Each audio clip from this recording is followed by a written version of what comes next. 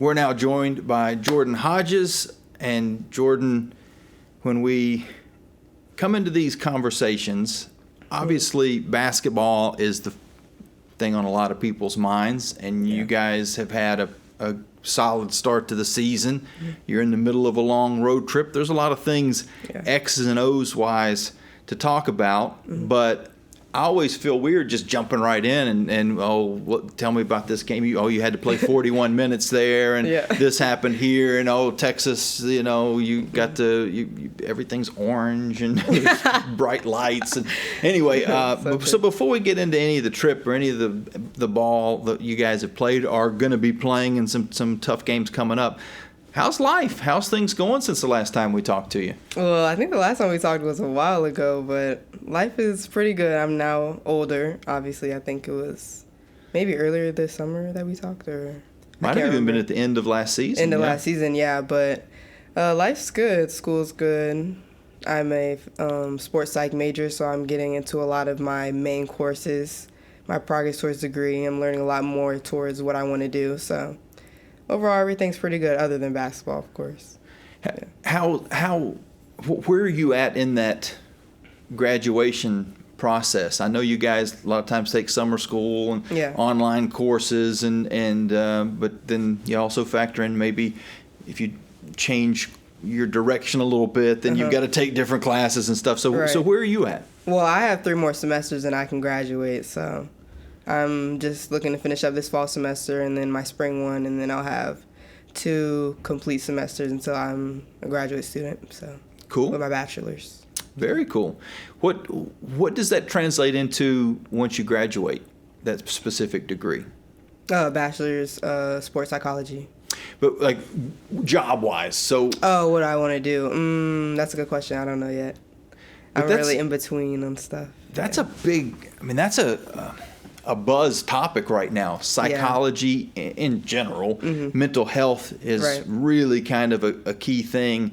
And, a lot of times when you bring up examples, they're unfortunately very negative examples of like the situation up at UVA or different players that have even committed suicide, things like that. But beyond those drastic cases, you've got the one at Ole Miss where the football player needed to take a couple of weeks of mental health respite, if you will, but didn't communicate with the coach what he was doing, and so there's that line between you gotta take care of yourself and your mental health, but you've also got to continue with your obligations as a student and as an athlete, and you can't just turn your phone off for a month and not answer the coach. So, I mean, there's, and I'm not necessarily saying that the coach's response was good in that situation either, with the language that was used and all, but you're the person that's going to go be in the room with the coach and maybe with the player too.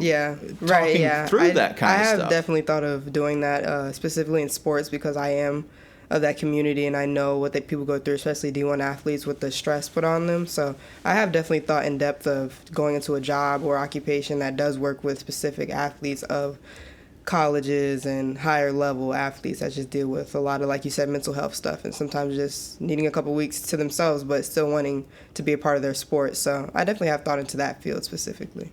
How's it different as far as coming from a faith-based perspective here at Liberty compared to maybe what you would imagine would just be normal?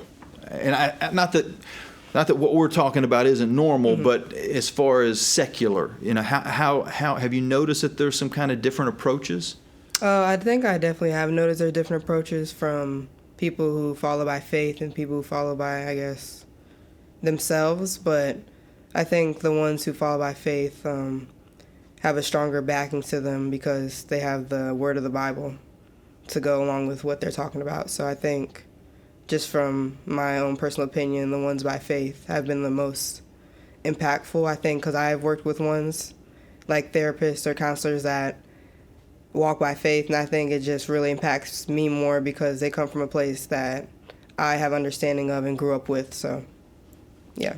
It is interesting because it's obviously something that is a need across the board, but not everyone is necessarily going to appreciate or understand maybe the biblical approach. Right. And so I don't know. That's kind of a good question. We'll have the same conversation 10 years from now once you've been in the business and say, all right, how kind of have you responded to people that may because you're the counselor, you're the therapist, you're the psychologist, but that doesn't necessarily mean that the person you're talking to isn't going to challenge you and ask you, well, why? Why should I do this? Or why should I think this way? Or why is your way right? And so that's probably, that'll be kind of interesting the first time you're for sure, challenged. Yeah. I'm sure that, and I imagine in the classes that you're going to, they're challenging you in some of those ways as well. They are, yeah. I am actually right now taking a multicultural counseling course, so it kind of deals with the same thing, but not in the mental health aspect with leading by faith, but also by different cultures and knowing like the biases and prejudices that you might have that are unspoken between counselors and like clients. So I just started that course, so it's a little new to me, but it is very interesting to see how, like you said, you'll be challenged by some stuff because you may not know due to your personal worldview or how you live, how someone else is feeling or what they are trying to display or, you know what I'm saying, tell you through their actions and words in like a one-on-one client counselor, meeting. There you go. Wow. Yeah. That's, you don't think of those things, it's not a cookie cutter. You don't go into a room and someone's depressed in this room and someone's depressed in that room and not take into the environmental reasons that they might be, and it could be cultural, it could be just geographic where they're from. If you live in Buffalo, New York, and you get depressed when it snows,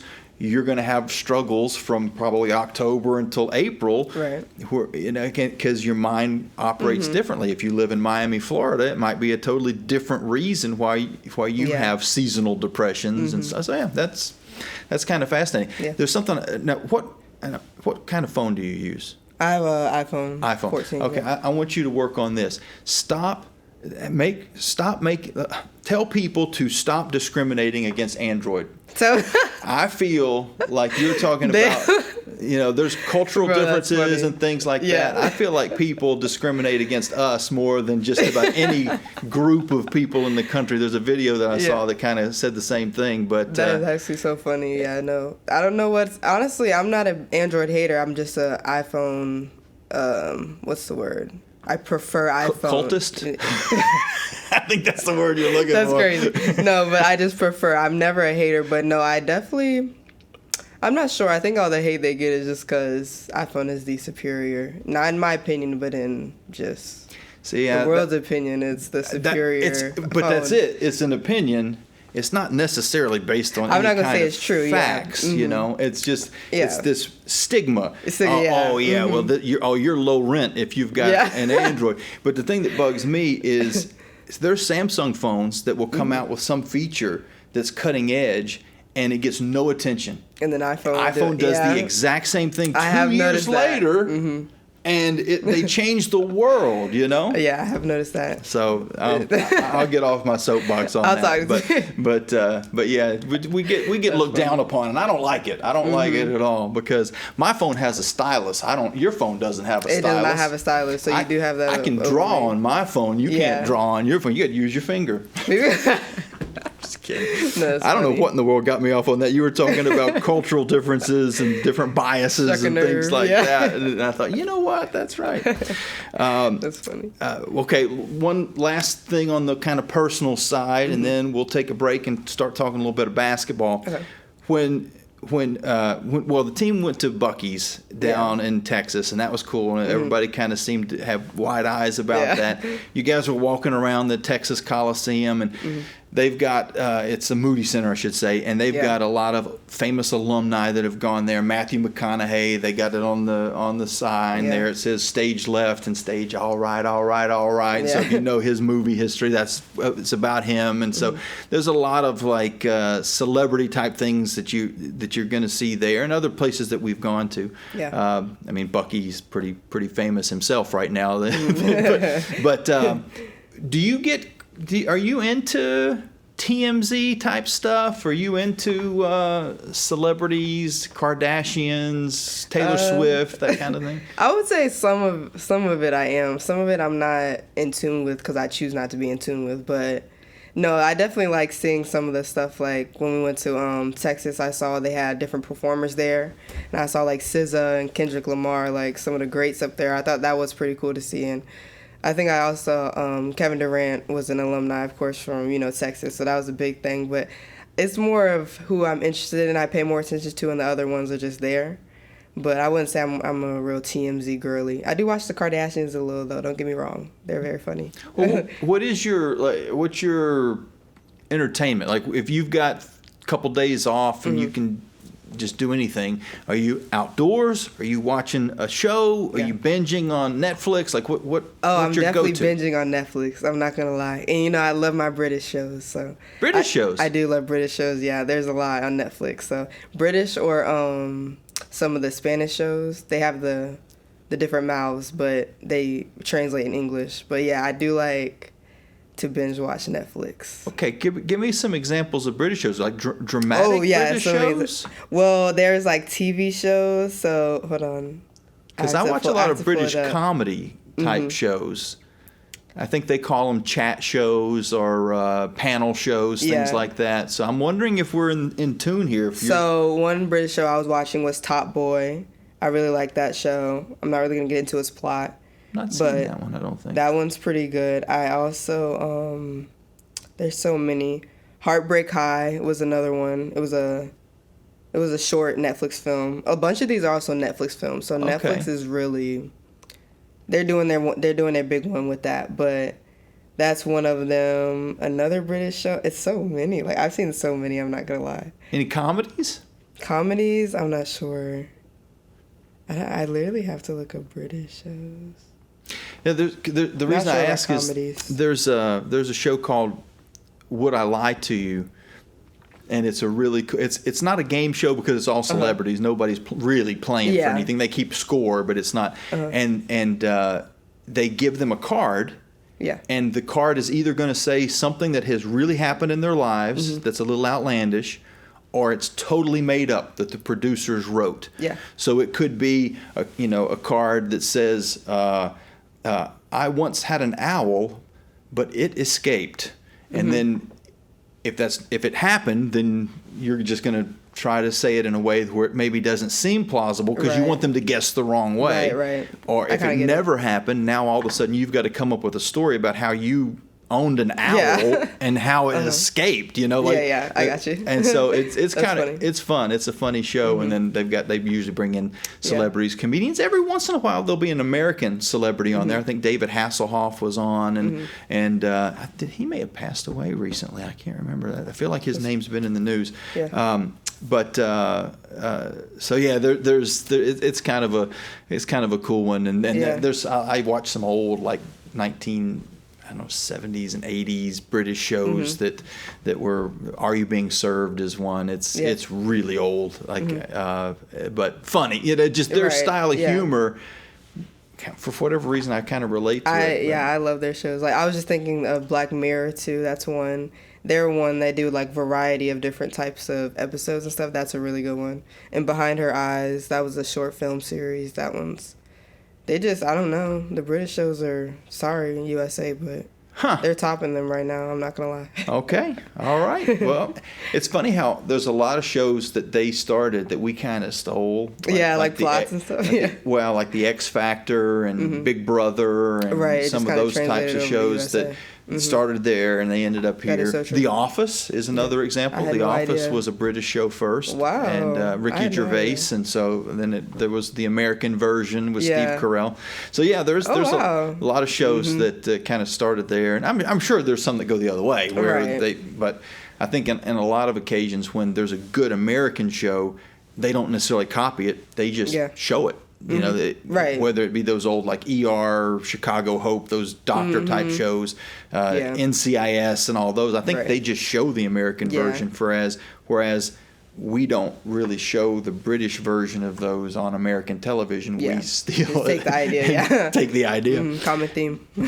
But, okay, well, that's cool. I would not have ever guessed that about you. So we've definitely learned something new today. We'll take a quick time out. When we come back, we're going to talk some X's and O's and what's happened on the basketball court with Jordan. You're listening to the Liberty Flames Women's Basketball Show. Welcome back into the Liberty Flames Women's Basketball Show. We're with Jordan Hodges. And Jordan, what do your teammates call you? Everybody's got a nickname or something that you go by. What do they call you? Well, this year it's been more J, so I guess it's shortened my name, and some still call me Zero from last year, but mostly Zero, I would say, is what they call me. Your number was, you came in maybe around the time, maybe just a little bit before that. Like 0 has always been kind of a thing in college basketball, but not as much in women's basketball as men's basketball. Yeah. But then they started allowing the number 1. For a lot of years, they didn't allow the number 1, which never made sense to me. I didn't know that. I guess because maybe you're the number 1, or you're the, that singled somebody out. So somebody thought, well, let's just not let them have number 1. Yeah. And then now this year, I don't know if you knew this or not, but they've opened it up to where you can wear any number between 0 and 99 now, because that wasn't the case. I think I did hear something about that, which is interesting. So I wonder if anybody will be picking 78 or something. One of the Texas players wore 8, and the rule was all the numbers had to be between 0 and 5. So you could be 55, but you couldn't be 46. Right. Couldn't be a 6, 7, 8, or 9 in any of the numbers. And the reasoning was the referee can't put more than the number 5 on their hand, so they can do 55, but they can't do 46. Right, to confuse the table. Yeah. Then somebody in the NBA, the NBA's not been that way forever. You can have 99 or whatever, and so I think somebody realized, between the schools that are running out of numbers that they've retired, you go to North Carolina or Duke or something, they've retired so many numbers, now it's getting a little thin on numbers. Yeah. And then the other logical thing is you go, well, why can't the referee just put the 9 and then stop and then put the other 9? Right. What's that going to cost? A second? Right, honestly. It's not going to slow the game down that much to go 9, and let's go. And so we'll start seeing a little bit of that. Like I said, we saw the number 8 at Texas. Texas is a program where they can call up, I forget if they're Nike or Adidas or who they are, but they can call up their manufacturer and go, oh, they made this new rule in October. One of our girls wants 8. Can you send us a jersey? Yeah. And Adidas goes, absolutely. And it's in the mail, Right, yeah. So not every school's going to have probably that kind of pull of Texas to get the number changed so quickly, because I think this rule just changed. Yeah, it was fall. recent. It's fairly recent. So we'll see more and more of that. Would that have changed the number you would have picked if you could have picked any number between 0 and 99? Honestly, no, because 0 has a big significance to me. It was given to me by my my AAU coach Terrence Archie, and I don't think it would have changed, because I just I'm a person of routine, so it was either 23 or 0. And 23 was already taken, as we know Emma Hess wears that number, but I like 0 because it just has significance to me, and he's a big upbringing in my life. So I think even with the number change, I don't think I would have changed it. But was there a reason he gave you 0? Oh yeah, he told me, he gave me the number because that's how many people could guard me, and it was kind of a joke between us. But I think he was genuine about it. So when he gave me that number, I was very shocked, because I was like, 0. I was like, that's not a number, and I was only like 13, I was like 14 maybe, but it was funny. But ever since then, it stuck with me. I see it as a number now more than it's like this isn't a number. You know what I'm saying? It has more significance to it. So that's pretty cool. Yeah. I never thought of that before. 0, you think, okay, 0 has no value as far as a number is concerned. So how could you spin that in a positive way? Exactly. And that's a great way to say, how many people can guard you? Look at your jersey number, and that's how many. Like 0. Yeah. Pretty cool. That's very cool. Was the 23 the reason you wanted 23 Jordan? Yeah, Jordan. That's my name. So, and when I was younger, it's easy as a child to be like, oh my gosh, like I have somebody with the same name as me, Jordan. So Michael Jordan, he was a big part of basketball, as everybody knows. So I always grew up just wanting to wear 23 because that's my name, and I wanted to be associated with one of the GOATs. So. So that's kind of cool that. What year were you born? 2003. He was retiring for the second time somewhere around there. He might have played another year after you were born. But clearly you never watched him play the game of basketball. But it still has transcended time, and you know about him. Now, how many other how far back can you go and say, I know a little bit about this guy or that guy or that guy? Beyond, does it go beyond Jordan? Do you know? I think the farthest I can think is maybe Allen Iverson for real. Which was around the same time. Right, I was ready to say, I think he was around the same time, but... Allen's a little bit later, actually, because I think he probably played until around 2010 or something. I don't go that far back. Obviously, I know of the greats, but I can't be like, oh, yeah, I watched the whole game of Magic. I know Magic Johnson. He was one of the best, like, point guards that was, like, in the league, but I know of them, not too much of... I've never really seen them, you know what I'm saying? Do you go back and watch old film any? Oftentimes, maybe like if it's in a documentary, for example, the Jordan documentary, I watched some of the old games of that because they were playing highlight clips, but I actually went and looked up the game because I was so interested in it. But most of the time, not really, I'm not going to lie. Not really old clips of basketball. All right, well, that you mentioned Magic Johnson and the fact of him being... I would say the best point guard ever. Somebody might say Steph Curry. I think Steph is more of a shooter, but he plays the position has changed over the years. But if you think about a true point guard, and then you throw that into a 6'9" frame, that's tough to guard. Now you're on the opposite end of the spectrum, not 6'9". No, not even close. And I would even want to ask you, if you could choose your position on the floor, would you choose the 1 or would you choose the 2? I think I still choose the 1. Okay.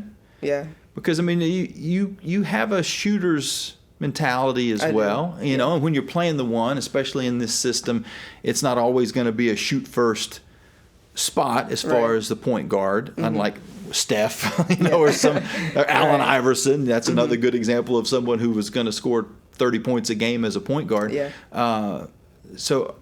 And there are occasions when there's 2 point guards out on the court. We saw that with you and Claudia at Texas, and that's been the case in the past with you and Kennedy or whoever. And so in those occasions, I'm sure some of those times you were playing the 2. I was. Do you enjoy that then? I do enjoy the 2 because I do have, like you said, a scorer's mentality, and I do like to score.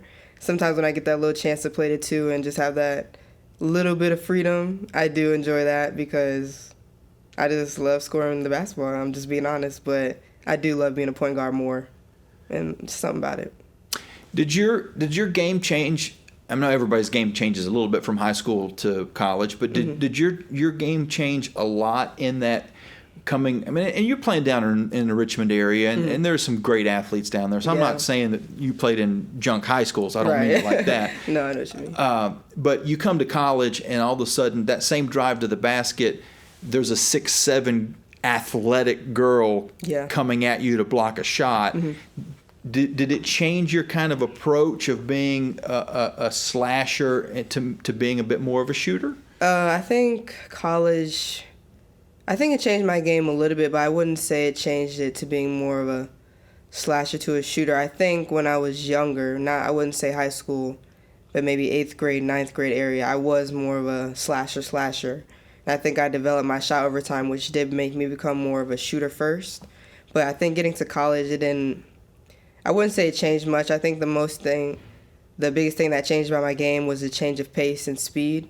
I think I learned to not just play one speed when I got to college, and I learned to see every single option as not just a point guard, but as a player. For example, maybe driving to the basket, I learned there's more than just 2 options, or there's more than just, there's someone rolling. So I think it changed more of the pace of the game and what I see in a game.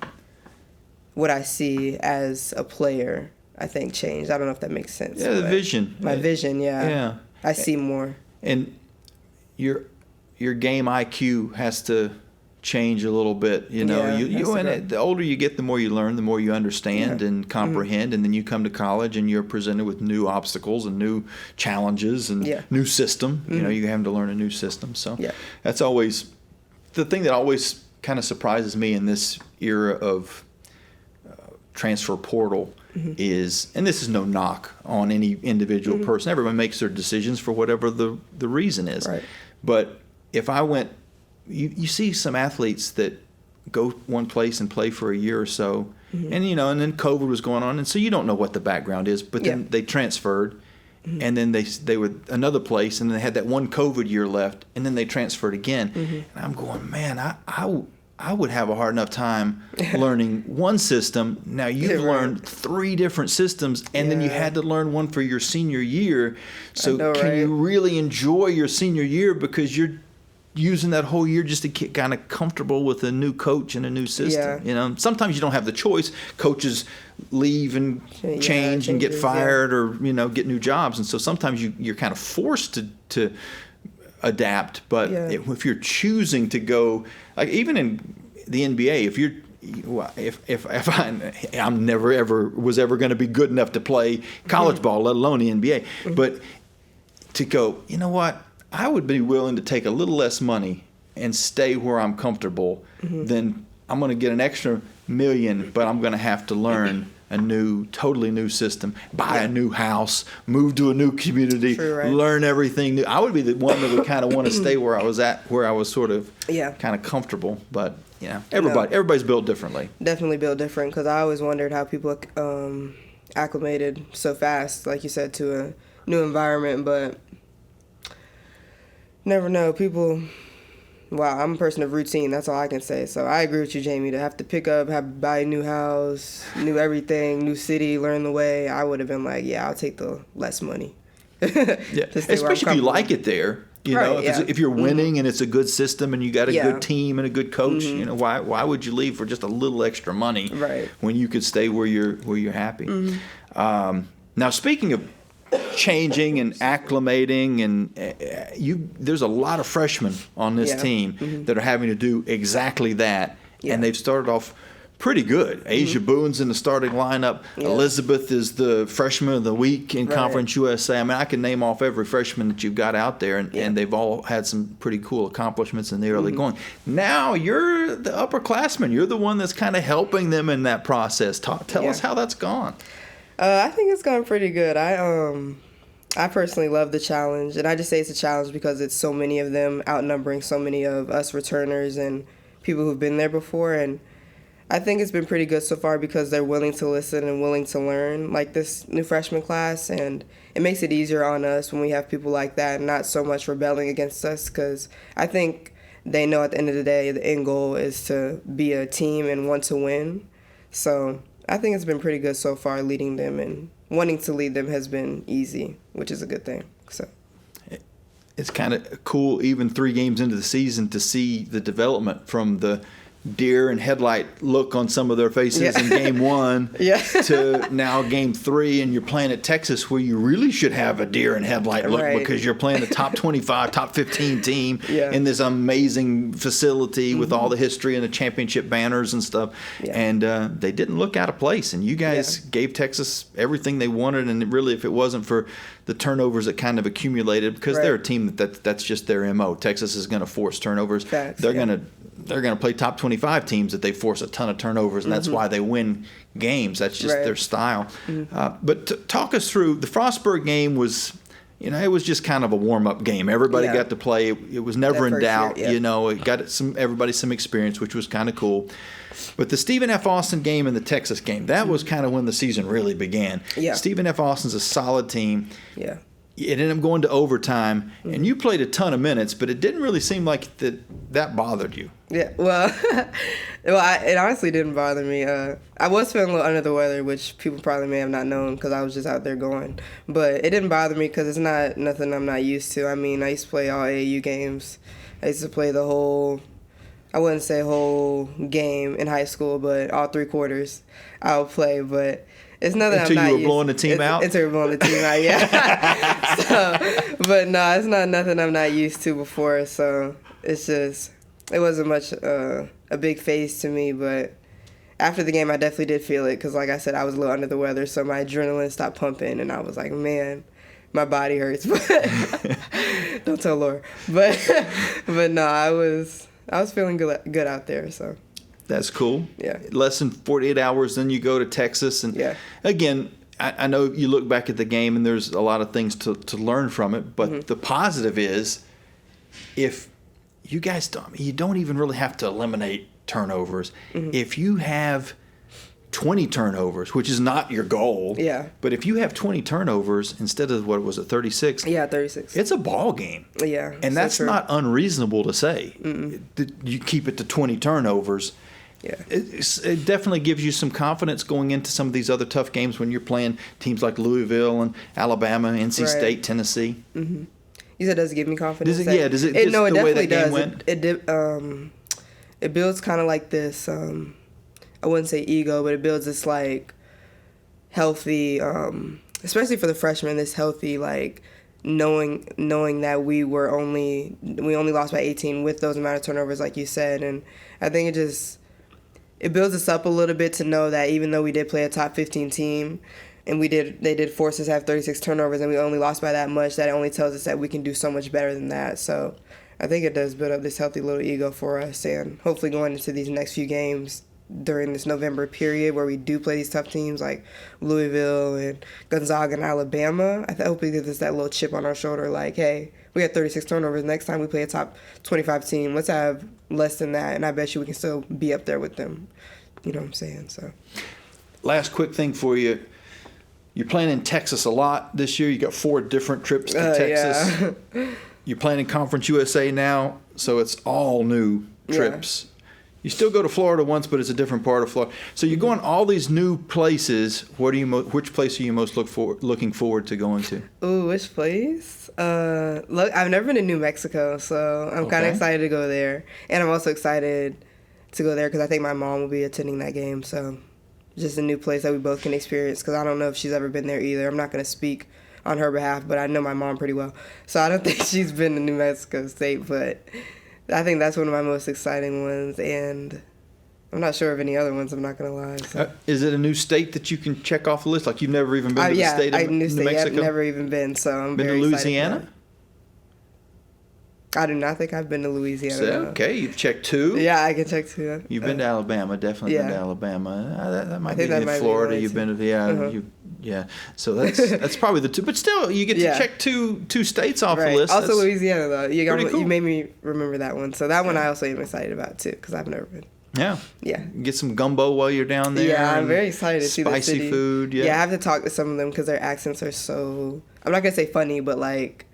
I'm excited to talk to a native to really hear how those Louisiana folks talk. Yeah. When you talk to somebody who's speaking English and you still need subtitles at the bottom of the screen that says, like what's the swamp show with the Princess and the Frog? No, and the where they chase the alligators. Oh my gosh. The Robertsons, they've come here a couple of times and spoke. I've never heard of that. Is it Swamp Peak? Oh, this is so bad. I'm going to edit this so that people don't realize how dumb I am. No, it's the swamp show where they. You're losing Jamie. I don't know. I just know. Yeah, it's not British, so it's French. It's kind of French because they got that French background down in Louisiana, but you can barely understand what they're saying, so you have to kind of read the closed captioning, and they're speaking English, Yeah. So now that is going to drive me crazy that I can't remember what the name of that show. No, it's not going to come to me. They've all got the long beards. Oh, you talking about Duck Dynasty? Duck Dynasty. Yeah. Okay. That's it. Yeah. Yeah. That's funny. I did not think that's what you were talking about. Duck Dynasty. Yeah. And the Swamp People. I think there is a show called Swamp People, but that's a totally different show. That's funny. But Duck Dynasty. The Swamp People. I think they're chasing the alligators. Duck Dynasty. They're doing something different. But that's it. Duck Dynasty. Oh my goodness! Wow. Maybe I'm not mentally ready right now. I need to get a little rest. But thanks for coming on. It's always a lot of fun to kind of catch up. And thank you, Jamie.